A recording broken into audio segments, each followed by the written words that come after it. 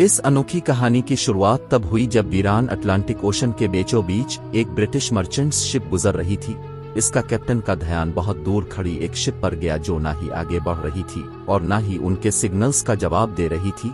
करीब जाने पर मालूम पड़ा कि ये वीरान समंदर में अकेली शिप सिर्फ लहरों के सहारे खड़ी थी। हैरत की बात तो ये थी कि शिप के अंदर लोगों का साजो सामान, खाना पीना और सारा कार्गो बिल्कुल सही सलामत मौजूद था।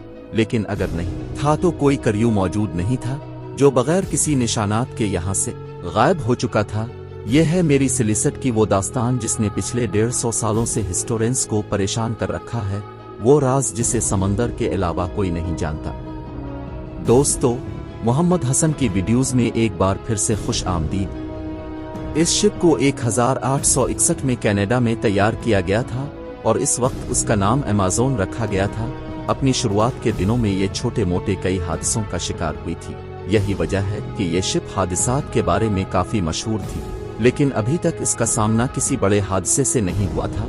अपनी ओनरशिप बदलते बदलते जब ये कैप्टन बेंजामिन बर्क्स के पास आई तब इसका नाम मेरी सिलिसट रखा गया था।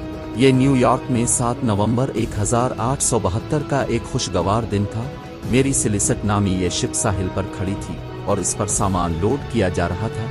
इसमें कंटेनरों के 1700 बीरल्स लोड किए गए जो कि पीने वाला नहीं बल्कि इंडस्ट्रियल इस्तेमाल का अल्कोहल होता है। इसको ये सारे बीरल्स न्यूयॉर्क से इटली के शहर जेनीवा तक बजरिया अटलांटिक ओशन लेके जाने थे। इस शिप में टोटल 10 लोग सवार थे, जिसमें शिप के कैप्टन बेंजामिन, उनकी बीवी और उनकी 2 साला बच्ची समेत 7 क्रू मेंबर्स भी मौजूद थे। सफर शुरू करने से पहले शिप में किसी किस्म का कोई मसला नहीं था और वो आसानी से बगैर किसी रुकावट के सफर पर रवाना हो गई। ये सफर करीब 7500 किलोमीटर लंबा था और आम तौर पर इस दौर में इतना बड़ा सफर करने में कई दिन नहीं बल्कि कई हफ्ते लग जाते थे। याद रहे कि तब GPS एडवांस कम्युनिकेशन डिवाइसेस भी नहीं होती थी जिससे कैप्टन के साथ राब्ता बनाया जा सके। मेरी सिलिसट को न्यूयॉर्क से निकले 3 हफ्ते गुजर चुके थे और मामूल के मुताबिक कई हफ्तों के बाद अब उसकी जेनीवा के पोर्ट पर आमद का इंतजार बढ़ता जा रहा था। लेकिन इतने वक्त के बाद भी मेरी सिलिसट का कोई अता पत्ता नहीं था, यहाँ तक कि मेरी सिलिसट के बाद न्यूयॉर्क से निकलने वाली दूसरी शिप्स अब जेनीवा तक पहुँचना शुरू हो गई। अब परेशानी बढ़ती जा रही थी कि आखिर मेरी सिलिसट इतने हफ्ते गुजर जाने के बाद भी मंजिल पर क्यों नहीं पहुँच पाई। मेरी सिलिसट के रवाना होने के 10 दिन बाद एक और ब्रिटिश शिप को भी न्यूयॉर्क से निकलकर इसी रोड से होते हुए जिब्राल्टर तक जाना था। ये डगराटिया नामी एक ब्रिटिश मर्चेंट शिप थी जो कई हफ्तों के बाद 4 दिसंबर 1872 को इजोर आयरलैंड के करीब पहुंची थी। ये समंदर का वो हिस्सा है जहां नीले आसमान और समंदर के अलावा कुछ दिखाई नहीं देता। वहां शिप के कैप्टन को बहुत दूर समंदर में एक शब खड़ी दिखाई दी। कैप्टन ने नोटिस किया कि वो शिप पानी में आगे नहीं बढ़ रही बल्कि सिर्फ एक ही जगह पर खड़ी है। समंदर के इस हिस्से में ऐसा मंजर देखकर कैप्टन को शक हुआ और उन्होंने इसे दूर से ही कई सिग्नल भेजे, लेकिन जब आगे से कोई जवाब नहीं आया तो कैप्टन ने इसके करीब जाने का फैसला किया। करीब पहुंचने पर मालूम पड़ा कि ये कोई और नहीं बल्कि कैप्टन के ही दोस्त की मेरी सिलिसट है, जिसको न्यूयॉर्क से निकले अब पूरा 1 महीना गुजर चुका था। मेरी सिलिसट जिब्राल्टर से 1800 किलोमीटर दूर अटलांटिक ओशन में तनहा खड़ी हुई दिखाई दी। इसमें किसी किस्म की कोई हरकत नहीं थी। डगराटिया के कैप्टन ने अपने क्रू को मेरी सिलिसट में भेजा, जहां वो सब ये देखकर हैरान रह गए कि शिप पर कोई भी मौजूद नहीं है। 1 महीने पहले जो न्यूयॉर्क से 10 लोगों के साथ निकली थी वो सारे लोग आखिर समंदर के बीच कहाँ गायब हो गए।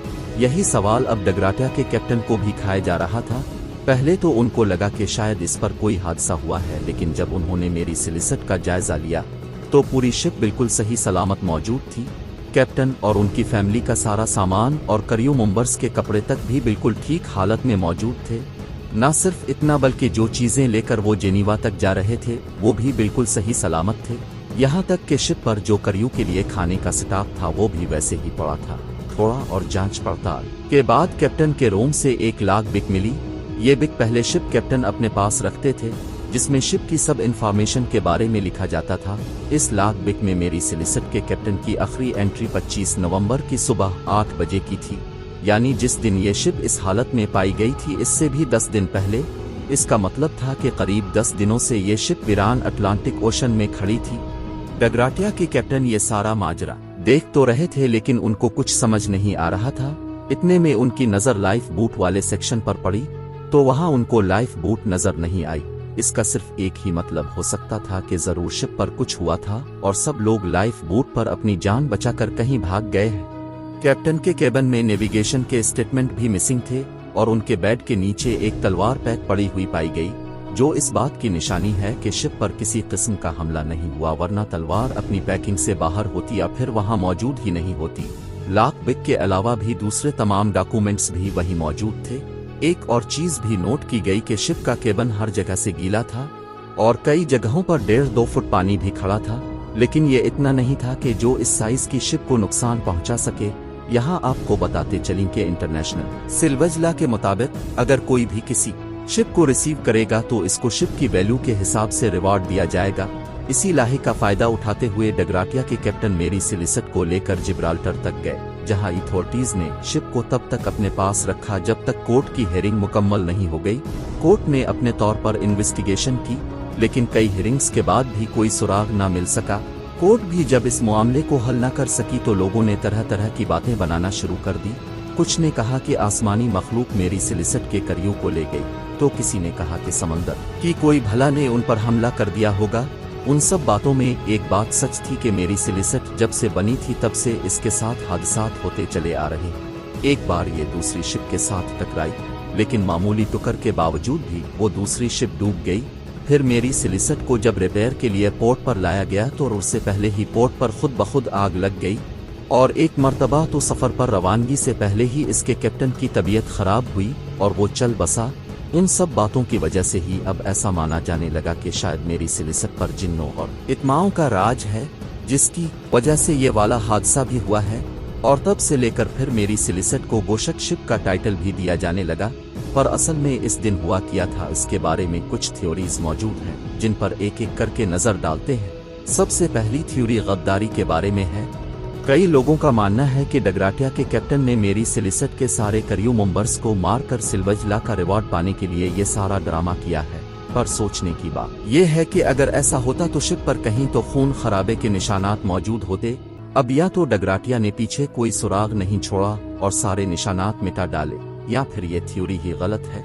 दूसरी थ्योरी बहुत ही इंटरेस्टिंग है। इसमें कहा गया है कि शिप पर अल्कोहल के 1700 बैरल मौजूद थे, लेकिन जब ये शिप अथॉरिटीज के पास लाई गई तो उनमें से 9 बैरल खाली थे। हो सकता है कि अल्कोहल के कुछ बैरल में ब्लास्ट हुआ हो, जिसकी वजह से क्रू मेंबर्स लाइफ बोट में बैठकर भाग गए हों, मगर जहां ये बैरल मौजूद थे वहां पर ब्लास्ट का या आग लगने का कोई निशान मौजूद नहीं था।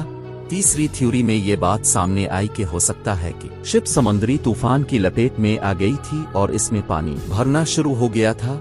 यही चीज देखते हुए कैप्टन ने शिप को इवैक्यूएट करने का फैसला किया और फिर वो सारे छोटी लाइफ बोट में बैठकर भाग गए हों।